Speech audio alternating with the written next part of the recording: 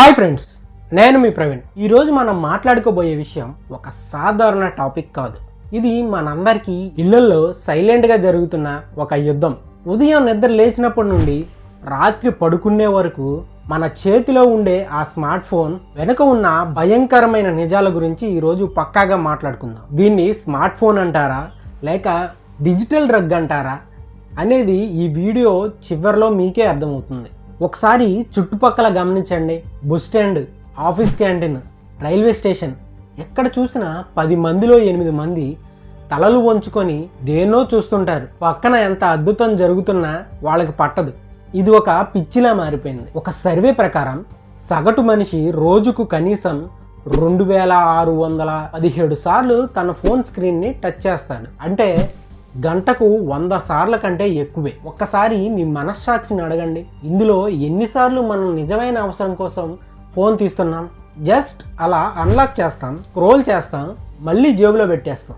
దీన్నే medical టెర్మినాలజీలో phantom vibration syndrome అంటారు.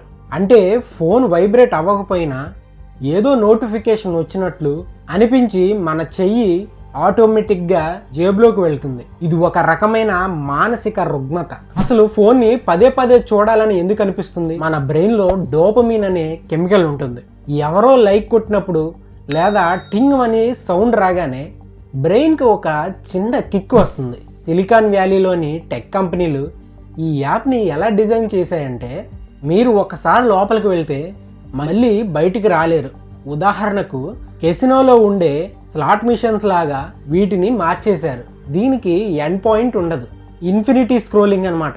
వాళ్ళు మీ జేబులో డబ్బులు దోచుకోవట్లేదు, మీ జీవితంలో తిరిగి రాని అత్యంత విలువైన సమయాన్ని దోచుకుంటున్నారు. మీకు విషయం తెలుసా?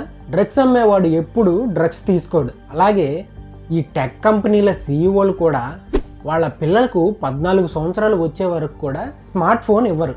ఎందుకంటే ఈ ప్రోడక్ట్ ఎంత ప్రమాదకరమో వాళ్ళకి తెలుసు కాబట్టి. ఈ షార్ట్ వీడియోల వల్ల మన అటెన్షన్ స్పాన్ ఒక గోల్డ్ ఫిష్ కంటే తక్కువగా అయిపోయింది అనమాట. 15 సెకండ్ల స్పీడ్కి మన బ్రెయిన్ అలవాటు పడిపోయింది. అందుకే ఒక పుస్తకం చదవాలన్నా, ప్రశాంతంగా సైలెంట్గా కూర్చోవాలన్నా మనకు బోర్ కొట్టేస్తుంది. దీనివల్ల వచ్చే ఇంకో పెద్ద problem FOMO, fear of missing out. Social మీడియాలో పక్కవాడు ఎక్కడికో ట్రిప్కి వెళ్ళాడని, వాడు ఏదో కొత్త బైక్ కొన్నాడని చూసి మన రియల్ లైఫ్తో కంపేర్ చేసుకొని డిప్రెషన్లోకి వెళ్తాం. వాడు కెమెరా ముందు నవ్వుతున్నాడంటే వాడు 100% హ్యాపీగా ఉన్నాడని కాదు. అది కేవలం నలుగురు కోసం పెట్టిన ఫిల్టర్ ఫోటో మాత్రమే. సరే, ఈ ట్రాప్ నుండి బయటపడటం ఎలా అంటే ఈ 3 సెట్టింగ్స్ మీ ఫోన్లో ఇప్పుడే మార్చుకోండి. నోటిఫికేషన్స్ ఆఫ్ చేయండి. మీకు నిజంగా అర్జెంట్ అయితే ఎవరైనా ఫోన్ చేస్తారు. ఈ మెసేజ్, లైక్స్ అన్నీ మనం ఫ్రీగా ఉన్నప్పుడు చూసుకోవడానికి మాత్రమే. అయినా ఫోన్ మిమ్మల్ని పిలవడం ఏంటి?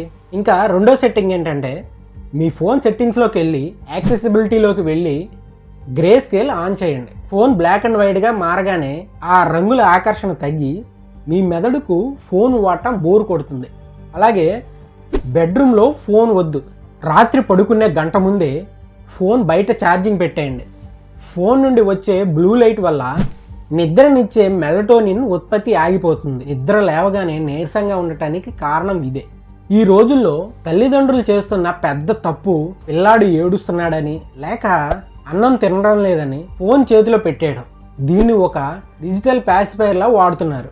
ఈ చిన్న వయసులో అంత బ్రైట్ స్క్రీన్స్ చూస్తే వాళ్ళ మానసిక ఎదుగుదల ఎలా ఉంటుంది?